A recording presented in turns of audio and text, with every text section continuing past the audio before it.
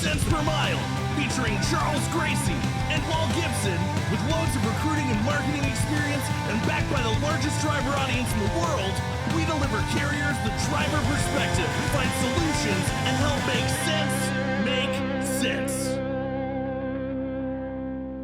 Thank you for tuning in to Cents Per Mile. I'm your host, Charles Gracie. And I'm your co-host, Paul Gibson. What are we talking about today, Charles? If everyone's okay, are we okay? There's a lot to go on and it's happening and to discuss and digest in trucking. So we're going to kind of break it all down. Yeah. Check in with some of our friends, see how everybody's actually doing out there. Because it is wild. Well, what's crazy is if you look at the Instagram feeds, everyone's doing great.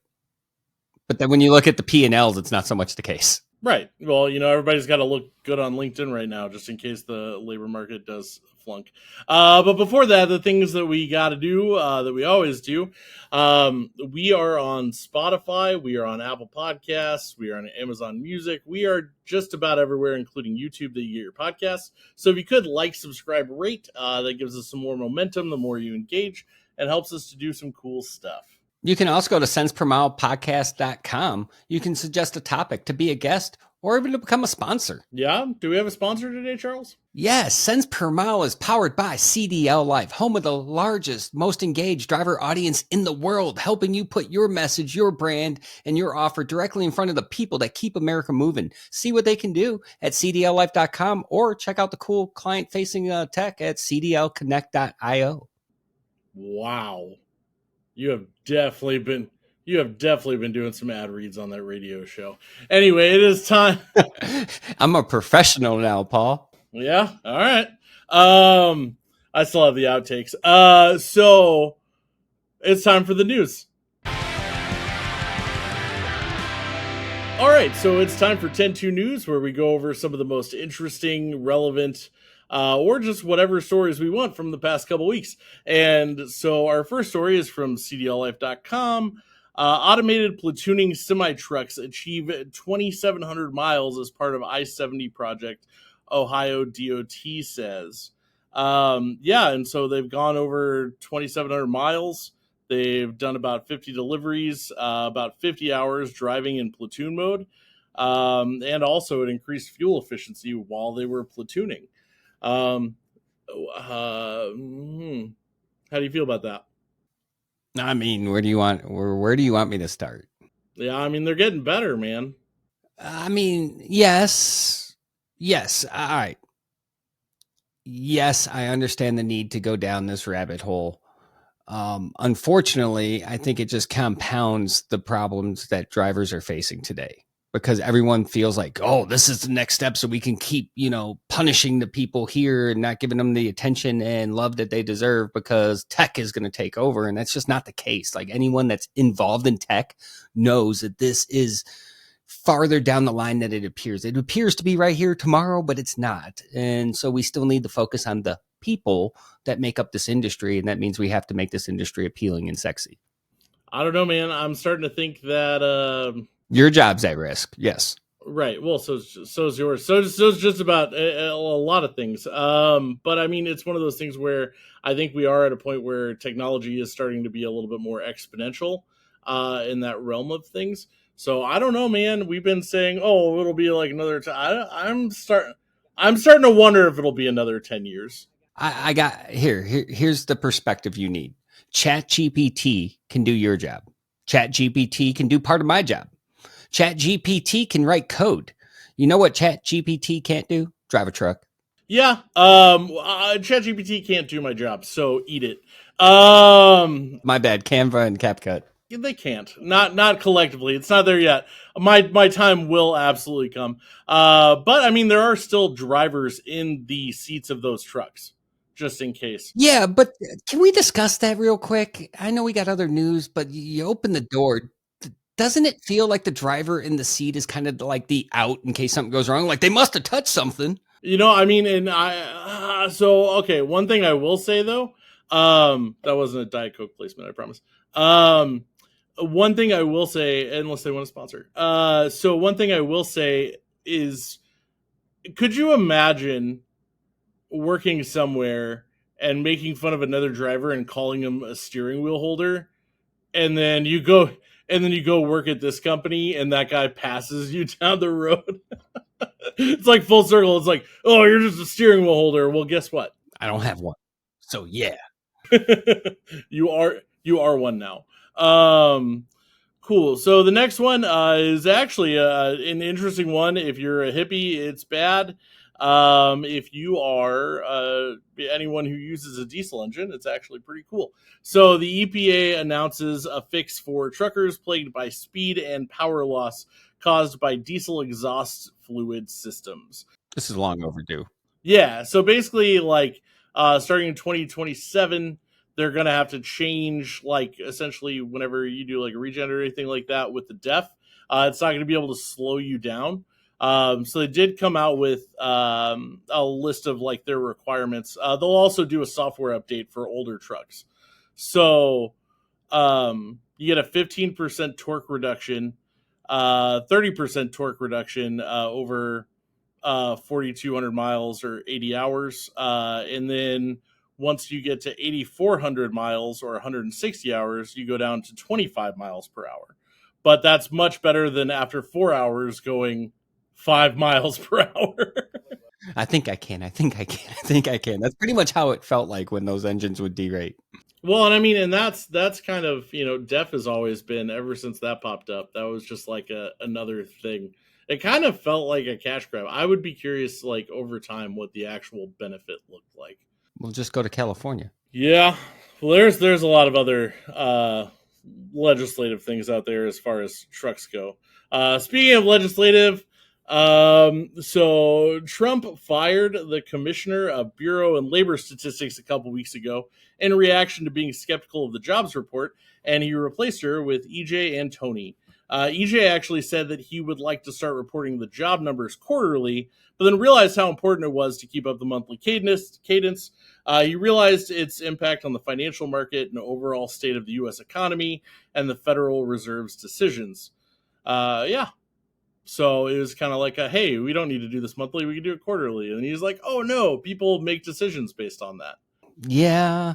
Listen, I don't like to get into the politics stuff because everyone has their side on all of this, and I like to make everyone happy, faults and all.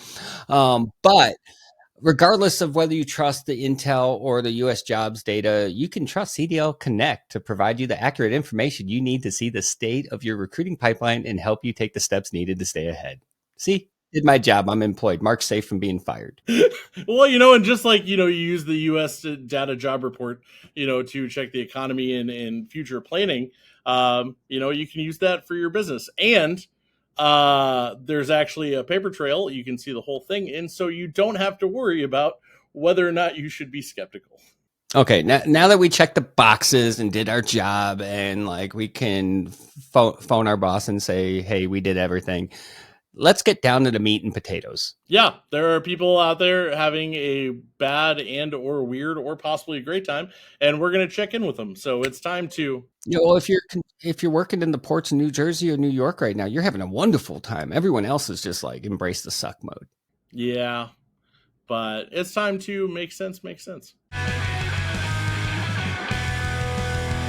So it's time to make sense, and we're bringing in the pros, the experts, the industry movers and shakers. We got Tim Crawford with Tenstreet. We got Robert Pierson with Mesilla Valley Transport. We got George McWilliams with TAFS. So we're going to let them do the talking because they know best. And Paul and I, you shouldn't be taking advice from guys with microphones, honestly. Wow. Especially the guy that talks to a microphone and holds a camera. All right, thanks for tuning in. No, seriously, guys, I appreciate you guys coming on the Cents Per Mile. It's one of the episodes that we generally try to do a couple times a year. People really want to understand what is happening in trucking, in freight, in ports, in the world at points. And you guys collectively have touched multiple sides of it where we can have a real, true conversation to the state of freight. The state of trucking companies. We've seen a couple people be optimistic, like, oh, the year's getting better, and yet we're still seeing the body count collect, and I'm not sure it's over with this year. So let's start there. Robert, you're on the carrier side. How are carriers feeling in today's market, and are you hopeful? Uncertainty is pretty much the word of the day. Not all markets are created equal. Not all customers are created equal. Some have been hit differently than the others in the process. Our warehousing business is extremely robust right now as people try to beat tariffs. The tariffs keep getting pushed down the road. I think we're talking about another 90 days on China, which would bring technically from the Independence Day or whatever it was, end up being about 270 days of kicking the can down the road on China. Like TikTok. Yeah. So, and you can see it in the numbers when you look at the inflation numbers. Certain things are wildly out of control. Coffee, as an example, year over year is up about 20%, really related to the tariffs in Colombia, where other items that specifically come from China have not been impacted much whatsoever. So it's not one size fits all. A lot of winners versus losers at this moment. We are fortunate. We have a very diversified customer base in the way that we serve them. Um, but like I said, it varies wildly. We're still moving about 500 loads a day across the U.S.-Mexican border. Have a lot of things expanding on our dedicated business that we're working on right now. So it's not doom and gloom. With that said, if you look at the spot markets, in particular in areas like California, they look ugly. There's no other way to put that at this moment. And we're probably going to see a continuation of what we've seen recently with a couple of closures of companies. There's going to be 4 or 5 more over the course of the year. We'll probably see some surprising acquisitions in the process. We will end up coming out of it stronger. But with that said, the challenge right now is going to be making sure that you run as tight a ship as possible. I tell that to a carrier. I tell that to a professional driver on the road. You don't know if your next week's going to be gangbuster or 6 months from now, you're not really all that happy, but you can set yourself up for when that next boom comes, you're ready for it. So a lot of drivers we've found over the last 2.5, 3 years do a lot more eating in the truck than at the truck stop. That's probably for the best. Have you seen those roller dogs and the calorie counts on them? Oh, absolutely, and the sodium too. So the key thing here is, I don't think it's necessarily the end of the world for most carriers. I think there's a handful of carriers out there that probably already had issues coming into all this, and you can only take so much of a beating for so long before finally the men in suits show up and go, okay, we got to shut it down. And so that's going to be the thing to watch here. We went through this, granted, not over a 2.5 year period, but if you look in 2008 and most of the carriers that closed down at that time, most of them had issues coming into the thing. Most of your companies that survived already ran a pretty tight ship and you used the opportunity to get even more nimble in what they do. It was the time that we heard the term right sizing, where instead of 1,000 trucks, you might have 800, because really that's what your customer base was built for. It's a little harder to do that right now because the market for used equipment's not that great. But those companies that have come into this sloppy aren't being able to hold on much longer, especially with interest rates where they're at. Not a lot of financial strings for them. And so unfortunately, there will be some that go away. But I think most of the big players in this industry, both large as well as small and medium, most of the players, though, that have a good business mind are going to be fine. It's just we're going to have to get through it. Nice. All right, Tim, now you work with your company, Tenstreet, is intricately tied to thousands of other companies. You guys get to hear different perspectives. What's your take on this? Yeah, I mean, I would echo a lot of what Robert, discussed. I mean, what we saw early in the year, before tariffs really came into vogue, right? Early in the year, it was some optimism. The light was at the end of the tunnel. Like, you heard that a lot. And then most of the second quarter, we heard people waiting for the dust to settle. And then what we're hearing now, and there's some seasonality layered on top of it. What we're hearing now is that, hey, we got to move forward, even if the dust isn't going to settle. I don't think people are waiting for, know that business still has to go on. You can't sit on the sidelines forever. Well, you can, but you're not going to have a good time. Exactly. And that said, what we're seeing is a pretty regular occurrence where we're hearing from clients that are like, hey, we're handing the keys back to the bank and we're closing the doors. Man, so I think there's a lot of people that are more exposed to the spot market, that are held on for a really long time and just can't make it any longer. So we're seeing that with some regularity. On the driver side, what's interesting is we're seeing the biggest spread we've ever seen between drivers putting in lead apps versus full apps.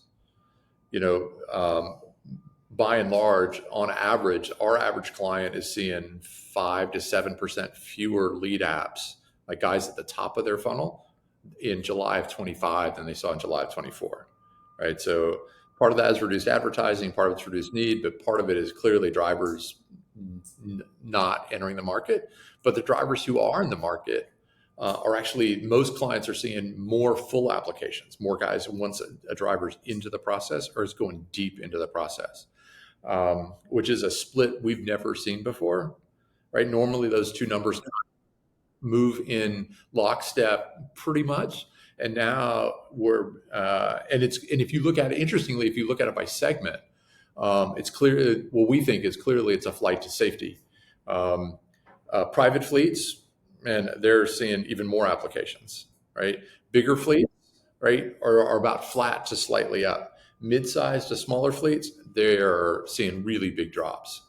And so it's interesting times, that's for sure. Do you think that part of the reason that the bigger fleets are seeing a flat line is they're competing in a realm for drivers historically they wouldn't have competed with? Like, I hear a lot of people thinking that the bigger fleets are going after the more experienced drivers right now because they just don't have the infrastructure or the need for the newer drivers. I think that could be part of it. I think the other part of it, what we can see is, drivers want to be someplace that they know the doors aren't going to shut next month, and they're not going to have to worry about, hey, is my paycheck going to clear? And the bigger fleets that have made it this far through this freight recession, to Robert's point, hey, it's probably not the end of the world for those guys that run a well-oiled machine. For the smaller fleets, man, that have operating ratios that aren't so great, that have a thinner margin, that maybe have more exposure to the spot market, I think the drivers are smart enough to go, wait, if I got a choice, I might not want to drive for that smaller carrier right now. Yeah. So it's like almost like a too big to fail kind of vibe. Yeah. No, I think that's a really good observation, Paul. I think that's a good way of putting it. All right. Now, George, you're on the factoring side, and you guys are intricate parts of a lot of companies that are starting up, trying to improve their cash flow, have operating money, which we know in markets like this are very important to their success. What are you seeing on that front, and what's setting the winners apart from the losers right now? So we're still down as far as overall on new entrants hitting the market on a daily basis, as far as people applying for their own authority. But really, from what I've seen and my perspective on it, is that the people that have applied, we've seen a big uptick over the past 2 months in new signees. So we're getting more new folks that are signing up with less people in the market. So we're grabbing more of a market share. But really what I think that means is the people that are getting into the business from our side of it, I feel like have a little bit more education on what it's going to take to get that going versus maybe 2 or 3 years ago when, obviously COVID,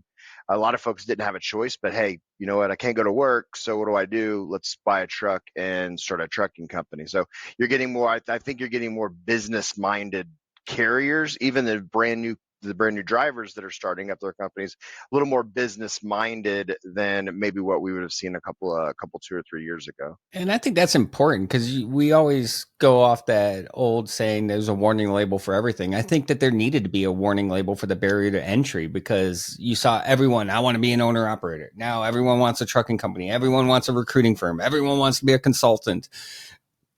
Look at the body count on all of those. If you don't know what you're doing, if you don't know your operations, if you don't know your operating cost, how are you expected to successfully navigate markets like this? You're not. You're going to fail.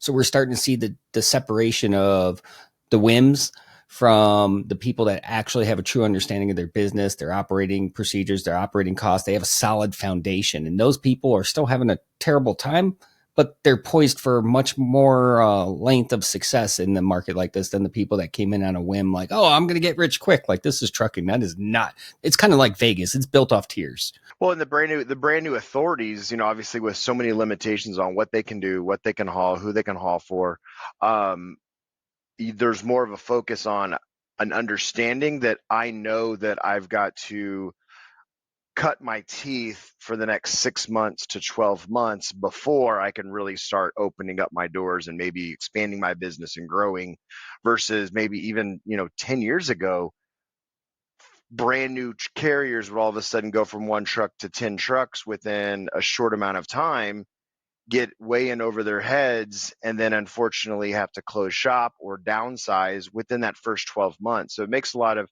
your customers a little bit weary of a brand new person as we fast forward 10 years later. So I think business minded, and with other regulations coming to where it's like, hey, insurance is going to cut you off, right? They're not going to allow you to grow. I think a lot of things that sometimes we take as a negative, as far as with checks and balances being in place, can ultimately help us grow because we're not trying too hard too fast. Okay. Now we're going to shift gears a little bit. Robert, you're on the carrier side. You're talking to drivers. You're trying to rally the troops in a down market. What's some of the things that you are finding causing most of the success that you're finding in a market like this, or some of the things people are overlooking that are most critical to operating in markets like this? We're doing fairly well as what that could mean in this type of market. And part of our success has come from identifying over the last 3 to 5 years what we do well versus what we don't do so well. And fortunately, before a lot of the economic downturn took place, we did a lot of that soul searching of, hey, what is it that we excel at? And what is it we probably need to stop doing because we aren't very good at it? And I tell that to drivers. Find your niche that you're most comfortable with. So if you're a driver and you live in Houston, the money would tell you go get a TWIC card and you work out of the ports because that's where you're going to make most of your money, even if you're not using your TWIC card continuously. If you're a driver that you hear a lot fewer drivers saying, I don't do this, I don't do that, I don't. That person did not make it over the last 3 years. That person, there's a million things you can do in trucking, but if you only do 3 of them, you have very limited options available to yourself at this moment. So it's figuring out what you enjoy to do, what you do best, but not leaving yourself closed off to opportunities either, both as a carrier as well as a driver. And it's having that assertion of what is it that you do and you're going to focus on. We've done a good job of it, and we've reaped the benefits of it. Like I said, we've expanded out our dedicated business. We've technically over the last 12 months, we've grown by about 150 trucks. So we've actually expanded over that time. That's an accomplishment in the market like this. Congrats. It is. And our trucks are filled and our turnover is continuing to go in a positive direction. And a lot of it came from that stuff 4 years earlier of determining what do we do well, what do we not do well, and let's focus on what we do well and leave ourselves open to new opportunities. I tell a driver, you got to think the same way about your career. Most drivers, I think, are very focused on the next week. But the question would be is let's pretend that the economy we're currently in right now stays the same for the next 2 to 3 years. How would you survive that? And I think a lot of drivers having that 2 to 3 year mindset would lead to a lot of different decisions. As Tim pointed out, and we saw this in 08, if you're viewed as being financially stable, that is part of your value proposition in the marketplace. There are companies that will look at that as an opportunity to get job security and reap the benefits of that growth. If you're a smaller carrier, your pressure has to be on your sales team because you have to have a value proposition to the driver of stability. And if you're still running half your freight on the broker boards, you either need to be a relationship expert where those brokers are dependable or something in your back pocket to support them because you're going to have to overcome the fact that you're not a name brand. All right, nice. Now, Tim, we're going to shift gears a little bit. A lot of people are trying to figure out and understand which way the ebbs and flows of recruiting and driver movement are going to be for the remainder of this year. Do I want to put a lot of money into bringing today's drivers in? Some people will tell you that the driver pool sucks. It's just like terrible pickings and you got to go through 100 people to find that one diamond. What are you seeing with everything that you have at your fingertips, and what best advice do you have to carriers in markets like this to find success for the remainder of the year? Yeah, I mean, it's interesting. Driver quality is a tough and touchy subject, and it's difficult to quantify, but being data guys, we tried, right? And one of the things we noticed is if you look at the difference between drivers that get hired and drivers that don't get hired, and all the sort of the obvious things you can quantify, number of accidents, number of tickets, number of times they got fired, all the things that they put on the application, there's very little difference between drivers that get hired and drivers that don't. Like if you look on average across the platform, Like 1 or 2 jobs difference. yeah, it's really. I mean, you look, it's really indistinguishable, right? If you looked at two populations across it, you can kind of tell. And there's always examples where somebody's got really bad safety record or really clean safety record where it's pretty clear. But we see the thing that's really driving is how interested the driver is with that carrier. So like communication? Oh, absolutely. Communication, the Robert's point about sort of value proposition to the driver, right? What does the driver think about that carrier is the biggest differentiator, right? If you look overall. Now, once you get into interested drivers that aren't qualified, right? I mean, it's not to say qualifications are unimportant. Clearly they are, but it's not as open and shut as you might think when it comes to driver quality. So what we see the best carriers doing is look, even in a market that's uncertain, and in all likelihood is going to continue to be uncertain for the balance of the year. What we see is carriers essentially sharpening the axe. How do you get better at operating, right? We see a lot of people get under pressure to reduce their advertising spend, recruitment advertising. But they're saying, hey, reduce your spending 30%, but only reduce hiring 20%, which means, you got a 10-point improvement. You got to be able to get more effective. And that only comes from looking at the process and going, okay, how do we work smarter in this environment? And we think it's pretty good advice because at some point, right, the market will turn, right? Eventually that prediction is going to come true. And when it does, the people who have second quarter of next year or the year after, one of the second quarters. Yes, one of them will happen. Another 3 years of next quarter. I'm here for that. But the people that are the most efficient operators are going to be the ones best positioned when freight really does turn around, when it really matters.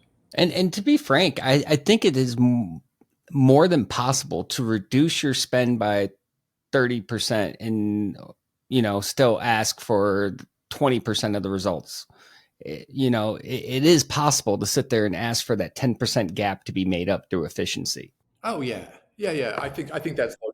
There's a lot of inefficiencies in trucking. I mean, from touch points to increasing your communication to, relationship building 101 in recruiting is crucial. And it's often fallen to be very transactional. And that's where, so you see certain carriers that focus on that relationship building and they excel. Like I'll use Robert since he's here as an example. I've been part of those conversations with the recruiters and the huddles of building a relationship. Don't just ask about the job. Don't just pitch the job. Know what you're up against. Know what your competition's offering them.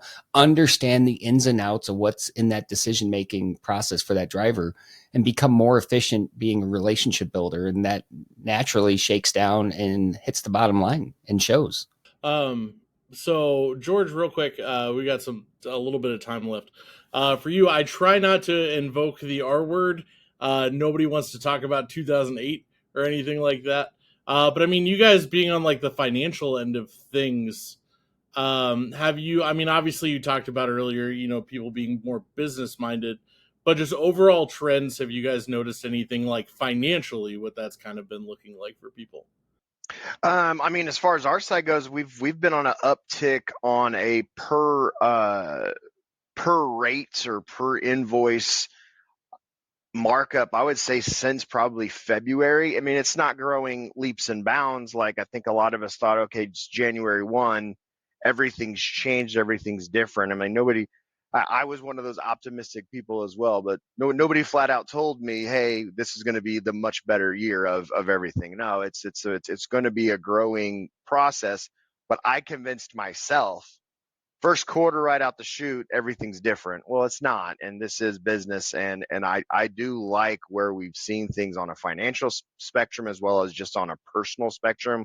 Whenever it comes to the relationship building, we've talked about it on here, where it's streamlining processes and being more efficient. We joke about AI taking jobs, but I think that for the near foreseeable future, maybe till I retire, that these relationships and these partnerships, whether you have it as a recruiter to a driver to the carrier, a factoring company to your carrier, or just George McWilliams and Paul and Charles, these relationships are all going to matter. AI is not going to replace that piece of it. I mean, I wish AI would redo my voice and face, but hey, we but that's just how life goes.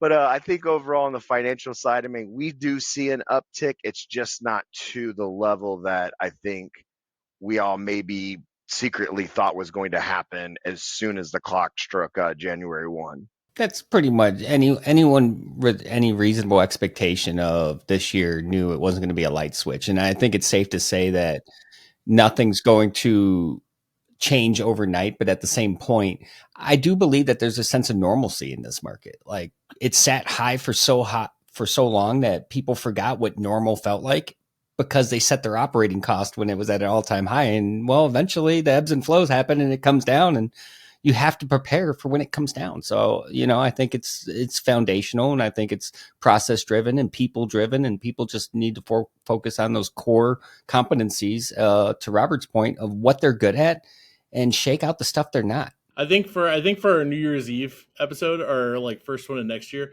I think I'm just gonna pull some clips and see how the bar moved. But we're about out of time. No, hey, I've said all along it's not going to be a light switch, but I did like the optimism. Optimism does drive spend, and anyone that says otherwise, look at your P&L back from first quarter to now.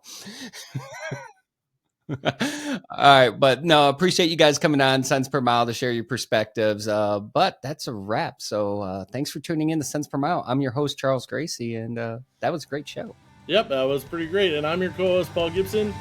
See you next time.